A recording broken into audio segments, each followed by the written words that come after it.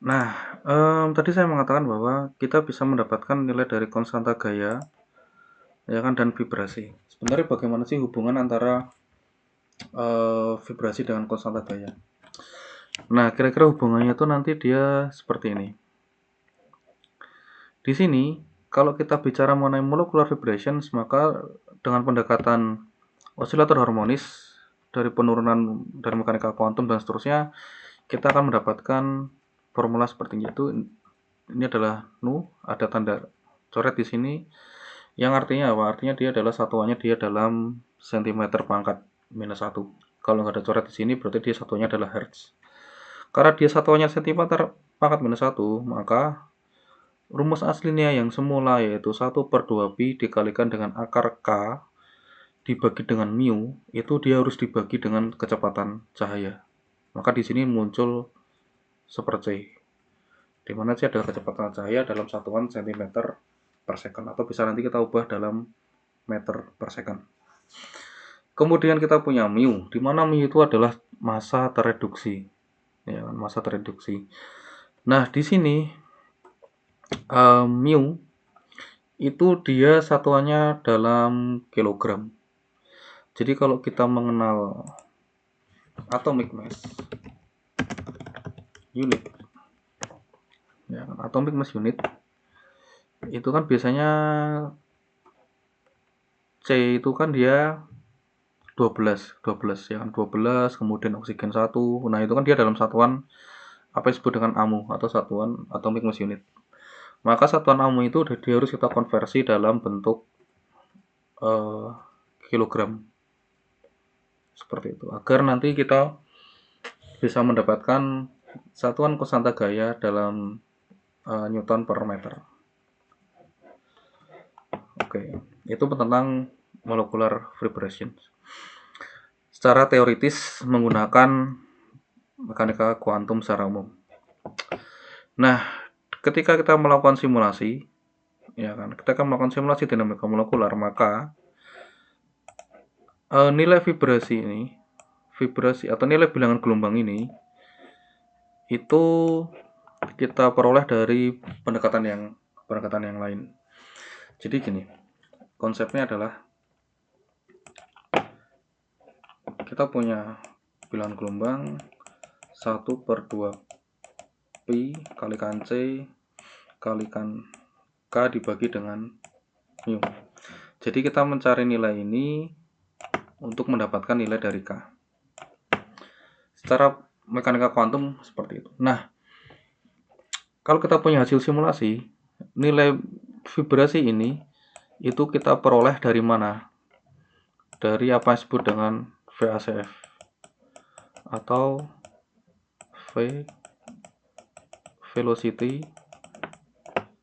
A-nya ini adalah auto correlation,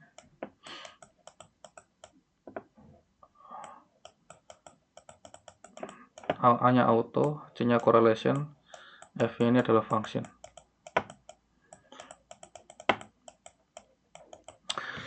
Oke, berarti di sini kita butuh velocity atau kecepatan. Nah, ide dari VACF itu kayak gimana sih? Idenya kayak gini. Jadi di dalam simulasi, ya, di dalam simulasi, nah itu kan simulasi itu kan dia berkaitan dengan waktu kan. Dia kan propagasi, ya bisa kita bilang adalah dia perpindahan posisi selama waktu simulasi berlangsung. Termasuk nanti dia kecepatan, gaya, terus kemudian lagi kecepatan, gaya, dan momentum dan seterusnya. Jadi di sini kalau kita satu kotak di sini, ya kan, itu dia menunjukkan satu frame. Ini satu frame. Frame pertama, frame kedua, frame ketiga, keempat, dan seterusnya. Nah, istilahnya di dalam analisis, satu frame ini dia disebut dengan window. Ya, dia disebut dengan window. Kayak gitu. Jadi, di time correlations atau di time correlations atau fungsi time correlation functions itu adalah dia akan mengaitkan antara frame pertama dan frame kesekian. Frame pertama dan frame kesekian. Jadi misalkan contohnya di sini.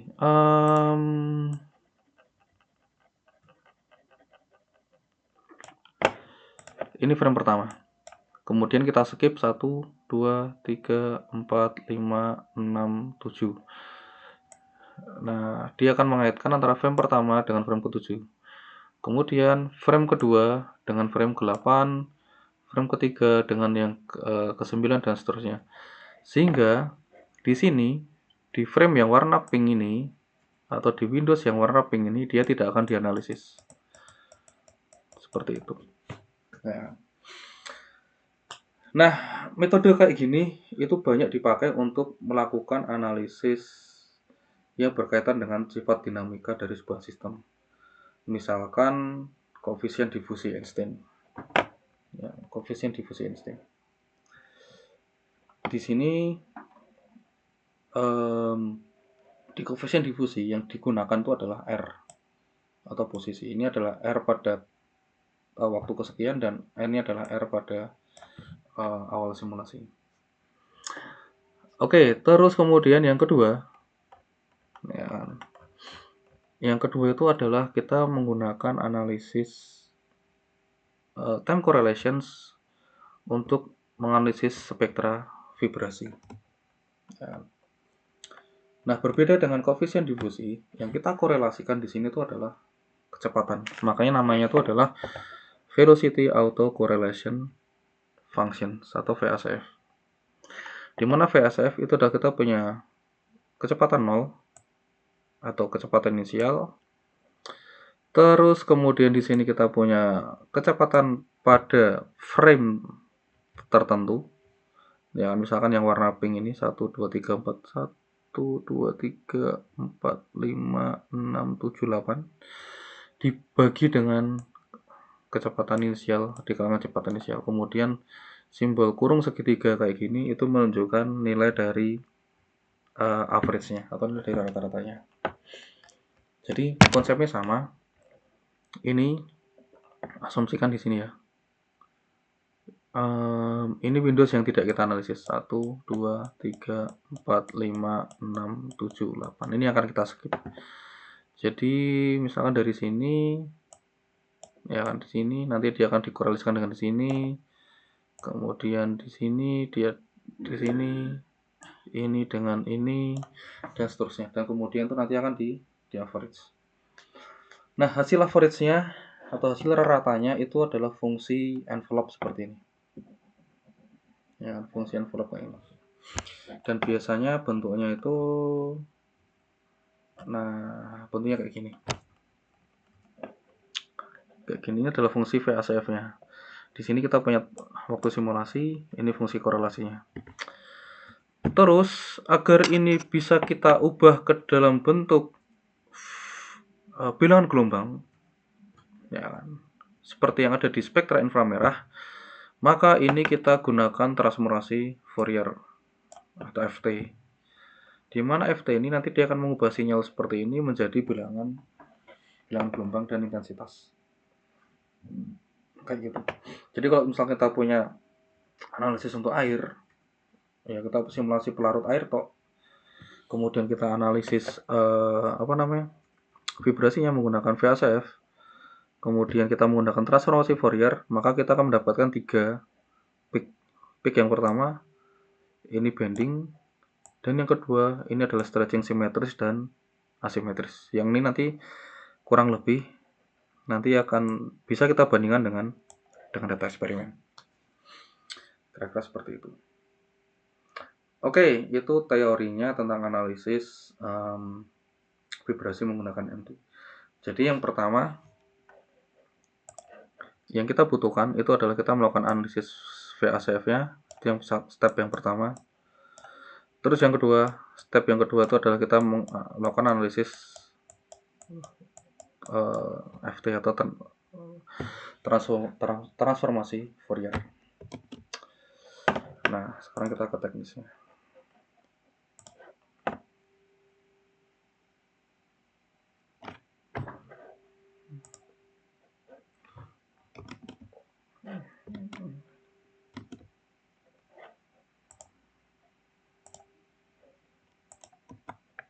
Ini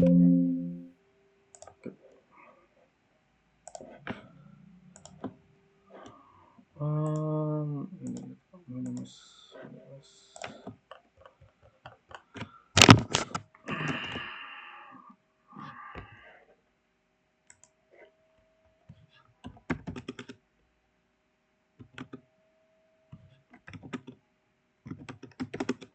Oke, kita masuk ke foldernya. Terus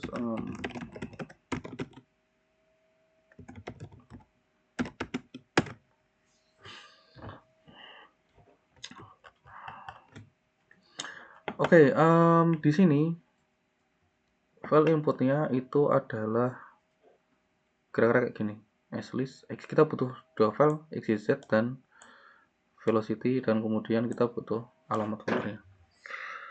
Nah, karena ini di laptop, maka path-nya ini saya ganti ya. Ini saya copy semua dulu aja. Saya ganti. Jadi ini disesuaikan dengan alamat foldernya. Alamat foldernya. Misalkan di sini foldernya. Nah, ini dia. Ini yang saya pakai. Terus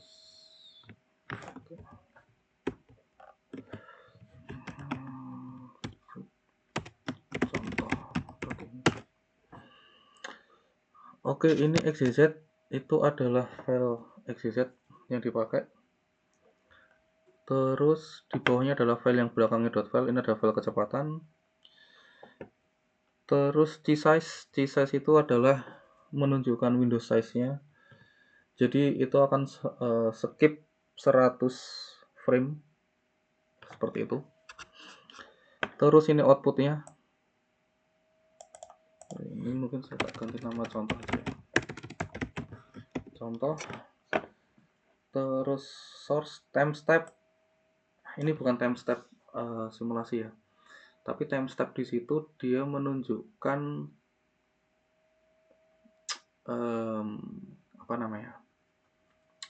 dua femtosecond dibagi dengan 5 kalau nggak salah.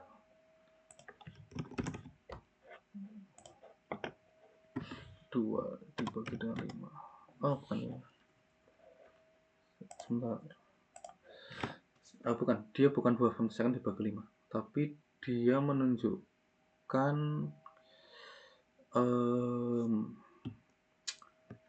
waktu per frame yang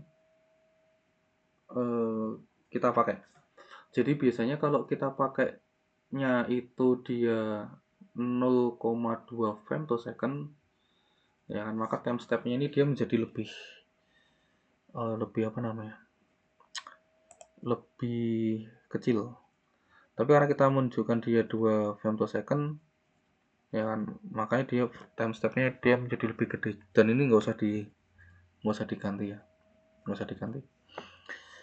Terus kemudian ini karena kita tadi saya katakan bahwa ion dengan oksigen, maka kita punya Ga dan oksigen, dan ini adalah massa atom Ga ini dalam satuan AMU ya, satuan AMU, dan ini rek uppernya itu adalah batas bawah dari kulit hidrasi yang pertama. Oke.